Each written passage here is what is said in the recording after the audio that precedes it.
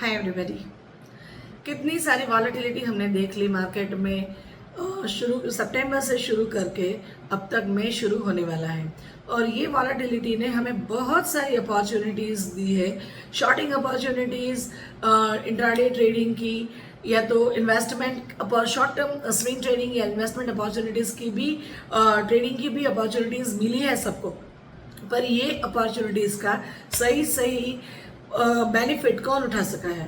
तो जिनके पास स्किल्स है, टाइम है, कंप्लीटली मार्केट के सामने बैठने का पेशेंस है और जो लोग डिसिप्लिन और रिस्क मैनेजमेंट ये सब कुछ जानते हैं, इन लोगों के लिए तो मार्केट ने बहुत सारी अपॉर्चुनिटी दी है।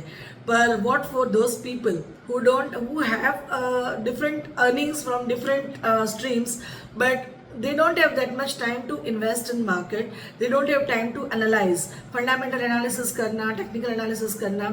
अगर knowledge है तो इतना टाइम नहीं मिलता है कि ये सब analysis कर सके और इसीलिए direct investment in the market becomes hazardous for them because ये सब कुछ चूक रह जाने की वजह से उनके जो हार्ड एंड मनी है उसमें भी प्रॉब्लम आ जाता है। कभी कभी ऐसे स्टॉक सिलेक्ट हो जाते हैं जो उनको वो ही स्टॉक नहीं चलता मार्केट में, पूरा का पूरा मार्केट चल चुका होता है। तो यही प्रॉब्लम है डायरेक्ट इन्वेस्टमेंट में। तो आज मेरा वीडियो में ये फोकस है म्यूचुअल फंड पर।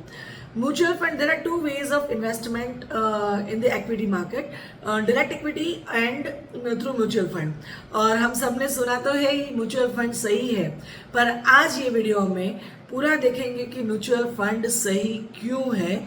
एंड पूरा वीडियो एंड तक देखिए। I will share you some very good data जो आपको उससे पता चलेगा कि कितना जल्दी इन्वेस्टमेंट शुरू करना चाहिए लाइफ में और कैसे रेगुलर इन्वेस्टमेंट से कैसे वेल्थ क्रिएट होती है। So please watch the video till the end if you like the video then please like, share and subscribe और कमेंट जरूर करिएगा। So let's go to the screen. मैं आज आपके साथ कुछ डेटा शेयर करूंगी and I will try to explain you कि क्यों mutual fund is a major vehicle for the wealth creation. और जैसे कि हम इंडियंस को एक हैबिट तो है ही, we are all savers, right, we are not spenders as an Indian. तो सेविंग करनी है और आपको इन्फ्लेशन को भी बीट करना है, कंपाउंडिंग का पावर भी देखना है।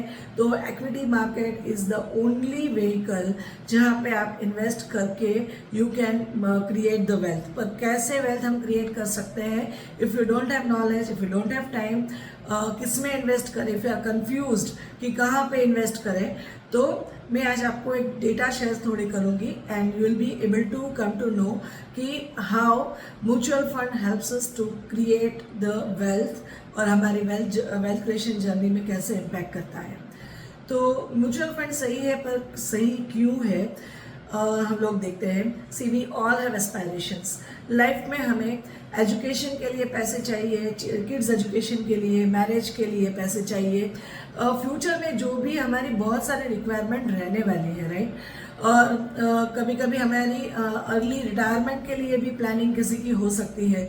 तो ये सब के लिए हमें फिनेंशियल इंडिपेंडेंस, ये सब का पूरा हमारे पास कंप्लीटली एक वेल्थ बन जाए और हम फिनेंशियली इंडिपेंडेंट बने, ये तो सबका गोल रहता ही है। तो कैसे कर सकते हैं? तो let's check. See now biggest hurdle that is inflation. वो तो सबको मालूम ही है, महंगाई दिन ब दिन बढ़ती जा रही है। जो चीज़ें हमको, जो एक हाउस भी है जो हमको 40-50 lakhs में मिलता था, तो after few years you will get in 1 crore। So inflation, ये तो एक एग्जाम्पल है, पर इन्फ्लेशन कंटिन्यूसली बढ़ता जाता है। तो यू कैन चेक दिस कि इन्फ्लेशन में biggest hurdle in our financial achievement is inflation. Average inflation, it has grown by 5.62% in last 25 years। तो ये एक डेटा बताता है। ये एनजे वेल्थ की actually I am using this PowerPoint slides और we are actually NJ wealth distributors. तो NJ wealth के साथ हमारा टाइप है और म्यूचुअल फंड डिस्ट्रीब्यूटर्स हैं। तो ये उन्होंने एक बहुत अच्छे डेटा शेयर किए हैं कि यहाँ से आप लोग देख सकते हैं कि it is growing by 5.62 in last 25 years। So हमारे जो हाउस होल्ड एक्सपेंसेस थे तो 2014 में इट वाज अराउंड 25,000, अब वो बढ़ के 2024 में कितना हो गया है 49,200 rupees, considering the inflation, adding the inflation. And in 2034 कितना होगा? Natural inflation is going to hurt us. और हायर एजुकेशन के लिए जो 8 lakhs की ज़रूरत पड़ती थी वो 2024 में इट हैज़ गोन टिल 15,74,000। तो अगर आपका कोई किड है वो 2034 में ही is going to have the higher education, तो कितना पैसे की ज़रूरत पड़ेगी considering that rate of inflation if it is increasing. And marriage के लिए भी पहले तो 15 lakhs में हो जाता था, 2024 में it was around 30 lakhs, but in 2034 how much money you will require. So inflation को बीट करना ज़रूरी है। हमारे सेविंग अकाउंट में पैसे पड़े रहेंगे तो it is never going to beat the inflation, आपकी मनी की वैल्यू डिक्रीज होती जाएगी। So to reduce this impact of inflation we should invest तो करना है, बट डायरेक्ट इक्विटी में we don't have that much time. See, by investing we can build wealth and fulfill our financial needs, and primary objective for investment is to generate better returns than inflation. Inflation को beat करना है, power of compounding को use करना है, पर knowledge भी नहीं है, पर time भी नहीं है, तो फिर किसके पास जाना पड़ेगा? That is mutual fund only. Then यहाँ पे आप देख सकते हो कि इन्वेस्टमेंट में सपोज सेविंग अकाउंट में हमने पैसे रखे होते तो 4% जनरल रेट ऑफ रिटर्न मिलता हमको। अगर एफडी के तौर पे है तो 7.14, पीपीएफ में है तो we are getting 8.31% return, gold में है तो 11% रिटर्न, और equity generally on an average gives us 12.65% return, correct. But if we add this inflation rate 5.62, तो एक्चुअली आपका सेविंग अकाउंट का जो रिटर्न है वो नेगेटिव हो गया। It is just crush the value of your money in saving account. Bank FD है जो 7% का रिटर्न दिखता है पर एक्चुअल रिटर्न है 1.44। पीपीएफ में जो हमको 8.31 दिखता है वो इट इज जस्ट 2.55। गोल्ड में 11% का रिटर्न दिखता है, इट इज जस्ट 5.27। एंड जो 12% रिटर्न हमको दिखता है एक्विटी में, जो हम लोग बोलते हैं कि Nifty is always giving us 12 to 15% of return, पर actual rate of return we are getting is only 6.65% when we add 5.62% rate of inflation which is adding on year to year, right? So ये आप देख सकते हो कि दूसरे जो भी व्हीकल्स है जिसमें आपने इन्वेस्टमेंट किया है they are actually giving you the negative return. Then growth देखते हैं हम लोग, एक्विटी में ग्रोथ देखते हैं तो you can see here starting from 1999, ये बहुत अच्छा डेटा है, तो फ्रॉम 1999 टू मार्च 2024 तो ये सेंसेक्स ने कितना रिटर्न दिया है कंपेयर टू गोल्ड। इन्फ्लेशन ये है, equity market actually has beaten this inflation gold से भी ज़्यादा। अभी आप बोलोगे कि अभी तो गोल्ड इतना बढ़ रहा है, इक्विटी नहीं बढ़ा था, but this is actually it is not on the certain period, वो continuous, it is year to year, years on years, it is considering in that way. So it is evident from the graph that long-term equity investment have outperformed other investment avenues and have beaten inflation by a huge margin. हमने देखा था ना gold अभी चल रहा है, अभी from last 1 year it is continuously increasing, पर बीच में ऐसा भी टाइम था जब गोल्ड बिल्कुल मूव ही नहीं कर रहा था, राइट। बट एक्विटी मार्केट में ऐसा नहीं है, जिन्होंने लॉन्ग टर्म इन्वेस्टमेंट किया है उनका वेल्थ कंटिन्यूअसली ग्रो होता ही जा रहा है, राइट। नाउ ये सब करने के लिए क्या करना पड़ेगा, that either you have to create the portfolio of direct equity investment और म्यूचुअल फंड में इन्वेस्ट करना पड़ेगा। पर डायरेक्ट इक्विटी में इन्वेस्ट करने के लिए आपका टाइमिंग सही होना चाहिए। अगर आपने अक्टूबर में कुछ भी इन्वेस्ट किया होता तो आज तक तो आपका पूरा नेगेटिव रिटर्न में कन्वर्ट हो गए होते, right. So perfect timing, perfect stock, direct investment करते हैं तो डाइवर्सिफिकेशन भी हमें इतनी नहीं मिलती है, तो हमारा पोर्टफोलियो जो होता है 5 स्टॉक, 7 स्टॉक, 10 स्टॉक का रहता है, तो पूरा हमारा जो भी इन्वेस्टमेंट है वो 10 स्टॉक में एक साथ हमने इन्वेस्ट कर दिया। तो ना ही हमको टाइम डाइवर्सिफिकेशन मिला, ना ही हमको कंपनी का डाइवर्सिफिकेशन मिला। तो ये सब हमको नहीं मिलता है। टाइमिंग के लिए नॉलेज होनी चाहिए। अगर आपने कोविड के वक्त इन्वेस्ट किया होता तो those who have invested during Covid period, तो उनको तो अभी तक हर्ट नहीं हुआ है। तो आपका टाइमिंग सही होना चाहिए, आपकी कंपनी सही होनी चाहिए। This things matters the most. पर ये सब नहीं है, आपके पास टाइम नहीं है, टाइमिंग सही नहीं है, तो फिर म्यूचुअल फंड ही सही है। यस, सो यही है कि आपके पास टाइम होना चाहिए, नॉलेज होना चाहिए, आइडेंटिफाई स्टॉक्स करने का skills, that is the knowledge of fundamental and technical analysis, ये सब कुछ भी तो होना चाहिए। And you should have resources, that is you should have that much money, you should have that softwares. So ये सब नहीं है, देन क्या करें? म्यूचुअल फंड सही है। Now, what is basically mutual fund? It is actually a vehicle to mobilize money from investors. और आपको ऐसा नहीं है कि आपको एक्विटी मार्केट में ही इन्वेस्ट करना है। आप ऐसे भी फंड चूज कर, कई फंड ऐसे हैं जो डायरेक्टली इक्विटी में ही इन्वेस्ट करते हैं, कई फंड ऐसे हैं जो एक्विटी और बॉन्ड्स में, डेट मार्केट में भी इन्वेस्ट करते हैं। तो कई तरह के फंड्स हैं, कई तरह की कंपनीज हैं। पहले तो लिस्ट ऑफ कंपनीज में आपको बता दूं, आपने सुना तो होगा HDFC, ICICI, Mirae asset, then बहुत सारा DSP, BlackRock, then so many, I will just share the list of companies. तो ये सब कंपनीज का म्यूचुअल फंड है, और यही सब कंपनी के बहुत सारे फंड्स हैं जो अलग अलग जिनकी रिक्वायरमेंट है उनको फुलफिल करते हैं। कोई है they are very much less risk averse, जिनको रिस्क लेना बिल्कुल ही सूटेबल है ही नहीं, क्योंकि वो पेंशनर है सपोज, तो उनके लिए वो टाइप का फंड होगा जिसमें इक्विटी का जो भी होगा वो it will be divided between equity market and debt market. तो it may be divided in with 50% of the values. 50% debt market में रहेगा, तो डेट मार्केट में से कंटिन्यूअस फिक्स इनकम आती रहेगी, और एक्विटी जो है वो एक्चुअली आपको थोड़ा जो प्राइस स्टॉक्स की बढ़ती है तो वो भी उसका भी आपको बेनिफिट मिलता है।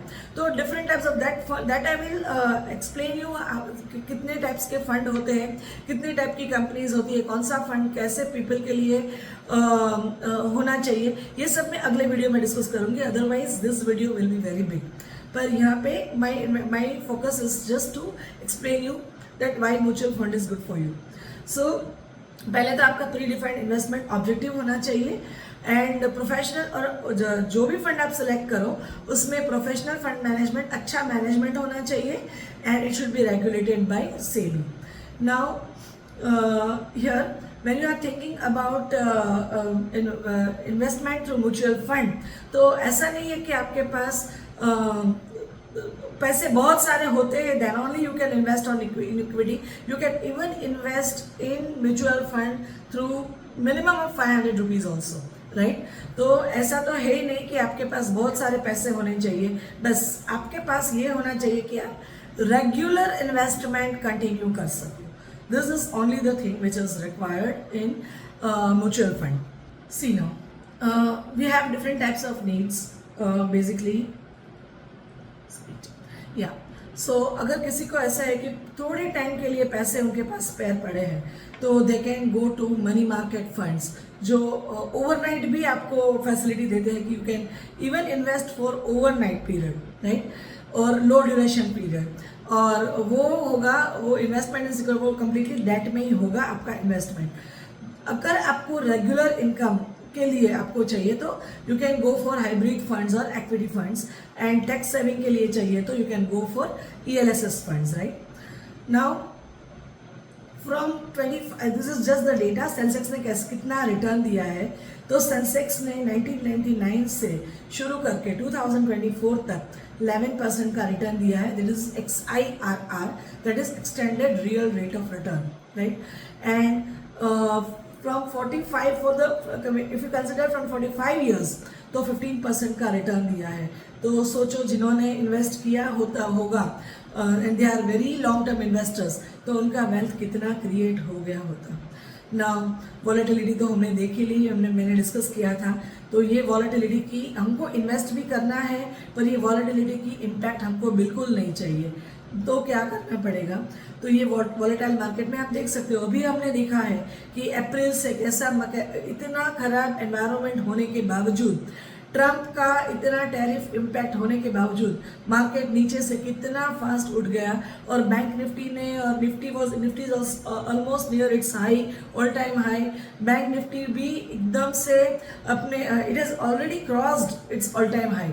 तो ये जो डिप्स मिलती है, तो ये डिप्स एक्चुअली हमको, अगर स्किल्स है तो ये सब डिप्स का भी यूज़ कर सकते हैं, पर if you don't have that much time, तो ये वॉलेटिलिटी जो है वो हम एक रेगुलरली बना लेंगे, एक हमारी सिस्टम हो जाएगी कि हम जो भी हो we will invest regularly every month, तो ये वॉलेटिलिटी की इम्पैक्ट हम पर बिल्कुल नहीं पड़ेगी, राइट।